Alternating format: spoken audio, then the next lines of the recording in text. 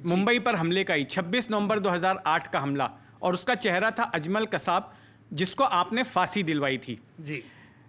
उस मामले में आपने बीच में एक बयान दिया था जो काफी चर्चित हुआ, और आपने कहा था कि जेल के अंदर अजमल कसाब बिरयानी मांगता है, और उसको फिर राजनीतिक पार्टियों ने उठा लिया था और कहा था कि ये सरकार जो है जेल के अंदर मांगता है, ऐसा नहीं। हाँ। कसाब ने मेरे पास मटन बिरयानी की मांग की है। हाँ। वो पॉलिटिकल लीडर्स ने चलाया कि सरकार उसको मटन बिरयानी दे दे जी। क्योंकि उस वक्त कांग्रेस और उनका राष्ट्रवादी का राज था जी। तो विपक्ष में ये लोग थे बाकी के। हाँ।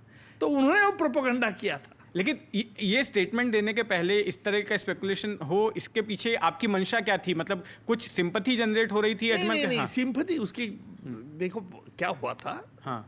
मैंने कई बार ये बोला था किस्सा कि मैं राखी पहन के आया था। जलगांव से तो अप डाउन करता था।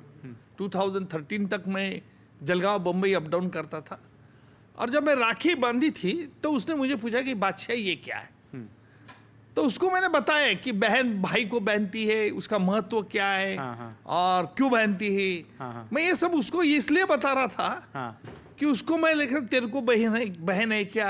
हाँ। अभी बहन होगी तो पाकिस्तान में रोती होंगी, उसको तेरी याद आती होगी, और तू पगला कहीं का यहाँ आ गया तो कानून के शिकंजे में तू छपड़ा मिल गया।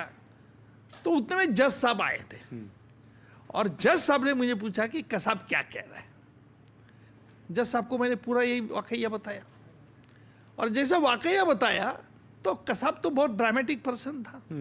कसाब ने उंगली अपनी मुंडी नीचे कर दी और अपनी दोनों उंगलियां ऐसे ऐसे आंखों के सामने। लेकिन ये इलेक्ट्रॉनिक चैनल मीडिया के जो रिपोर्टर्स थे कोर्ट में, वो भागते भागते बाहर गए और उन्होंने ब्रेकिंग न्यूज चला दी। हाँ। कसाब के आंखों में पानी, कसाब को बहन की याद आ गई।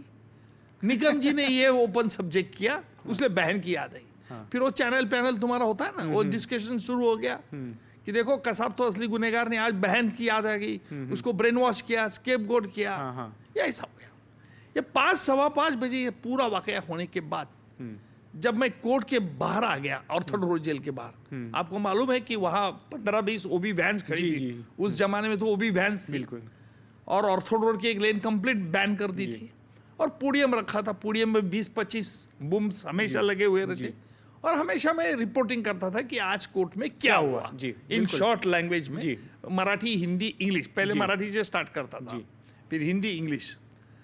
तो रिपोर्टर्स ने मुझे पूछा, आप जैसे रिपोर्टर थे, इंटेलिजेंट रिपोर्टर, कि उज्जवल जी आज कसाब के आंखों में पानी आ गया, कारण क्या है।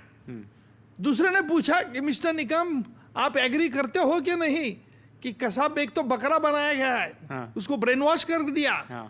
तीसरा रिपोर्टर ने पूछा कि निकम जी आप एक्सेप्ट करते हैं कि नहीं, असली गुनहगार आज भी पाकिस्तान में, आप तो बेचारे को लेके आए बच्चे को, इसमें बड़ी बहादुर की क्या बात है।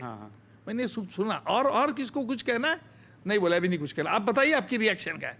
मैंने बोला आज कसाब ने मटन बिरयानी की मांग की। क्या मांग की? मटन बिरयानी मांगी। ब्रेकिंग न्यूज, कसाब देखो कसाब कितना अगली गुनहगार है, खतरनाक टेररिस्ट है, मटन बिरयानी की मांग है। मैंने सिर्फ ये बोला, ये पॉलिटिकल लीडर ने खुद जाके जेल में जाके देख के, उनके नाम नहीं आज बताऊंगा। आपने उस जो सिंपैथी हो रही थी उसको डिफ्यूज करने के लिए बात कही थी। मैंने कहा डिफ्यूज हो गया ना। दूसरे दिन उसके वकील साहब ने ये सवाल कोर्ट में उठाया कि साहब कसाब ने मटन बिरयानी की अगर मांग की है तो मेरे पास मांगता, निकम जी के पास क्यों मांगेगा। तो कोर्ट ने मुझे पूछा, तो मैंने कोर्ट साहब को बताया कि साहब ये वाकई हुआ है। कोर्ट को मैंने बताया, साहब Kasab has come from Pakistan से आया है, मटन बिरयानी उसका मटन खाना है, या जेल में मटन बिरयानी देते कि नहीं, उसने मांगी क्या नहीं, या आप कसाब को पूछ लो। सब कसाब को मेरे पास देखने का, कसाब को लगा कि सचमुच उसे कुछ मटन बिरयानी की देने की मांग चल रही है, बात चल रही है। समझो क्या डिफरेंस है। समझ गया। कसाब की गलती क्या हो गई, वो मैंने इस तरह से कोर्ट में दलील पेश की कि कसाब मुझसे क्या बोल रहा था, कसाब को क्या अच्छा लगता है, क्या नहीं अच्छा लगता, इसके बारे में उसको मैंने फिर कोर्ट साहब को, आप साहब कसाब को पूछ लीजिए। तो कसाब, जज साहब ने कसाब को पूछा, क्या कसाब तूने मटन बिरयानी की निकम के पास मांग की थी। कसाब ने फिर मुंडी नीचे हाल कर दी। तो अभी सिर्फ कसाब को मांगी थी क्या नहीं मांगी थी, ये सिर्फ कसाब को मालूम है और मुझे मालूम है। और हमारा कल्चर, संस्कृति ये कहती है कि जाने वाले के बाद, मरने वाले के बाद कुछ उसकी बुराई करना अच्छा नहीं। जी सही बात है।